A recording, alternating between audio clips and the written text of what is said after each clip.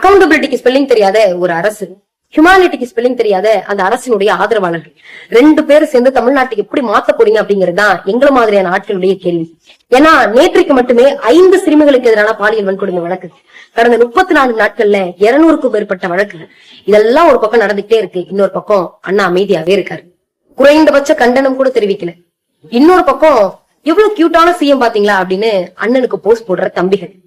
நம்ம வீட்டுல ஒரு குழந்தைக்கு நடந்திருந்தாலும் இப்படிதான் போஸ்ட் போட்டு இருப்போமா? குறைந்தபட்ச மனிதாபிமானத்தோட யோசிச்சு பார்க்க வேணாமா? இதெல்லாம் கேள்வி கேட்டு நம்ம வீடியோ போட்டா கடந்த 5 வருஷம் என்ன பண்ணிட்டு இருந்தீங்க, கடந்த ஆட்சியில் இதெல்லாம் நடக்கலையா அப்படின்னு கேள்வி கேட்டு வெர்ச்சுவல் வாரியர்ஸ் கமெண்ட் பண்ணுவாங்க. கடந்த 5 வருஷம் நாங்க கோமால இருந்ததாவே இருக்கட்டும், கடந்த ஆட்சி தப்பு பண்ணதாவே இருக்கட்டும், இதெல்லாம் எங்களுக்கு வேணாம், மாற்றம் வேணும்னு சொல்லி தானே மக்கள் உங்களுக்கு ஓட்டு போட்டாங்க. அந்த மாற்றத்தை எப்ப மக்கள் கண்ணில் காமிக்க போறீங்க? எப்ப வாயை திறந்து பேச போறீங்க? உடனே எங்க அண்ணன் வாயை திறந்தா மட்டும் குற்றங்கள் குறைஞ்சு போயிடுமா அப்படின்னு பயங்கர லாஜிக்கோட ஒரு கொஸ்டின் கேட்பீங்க.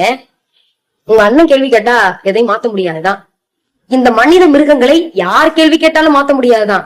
ஆனா ஏன் தெரியுமா தொடர்ந்து முதல்வர் பேசணும்னு சொல்றோம்?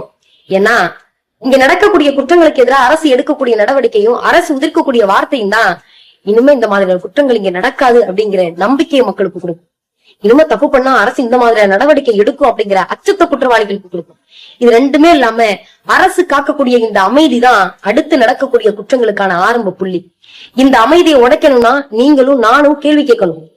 அண்ணனா நினைச்சு தம்பியா நினைச்சு ஓட்டு போட்டோமே, நேற்றைக்கு பூந்தமல்லியில 7 வயசு புள்ள, கும்முடி பூண்டில 3 வயசு குழந்தை, நாளைக்கு யாரு? நானா, என் குழந்தையா, இல்ல பக்கத்து வீட்டு பிள்ளையா, எதிர்த்த வீட்டு பிள்ளையான்னு கேள்வி கேளுங்க. இங்க நடக்கிற அநியாயங்களை விட அநியாயங்களை தட்டி கேட்காத அமைதி ரொம்ப ரொம்ப கொடுமையானது.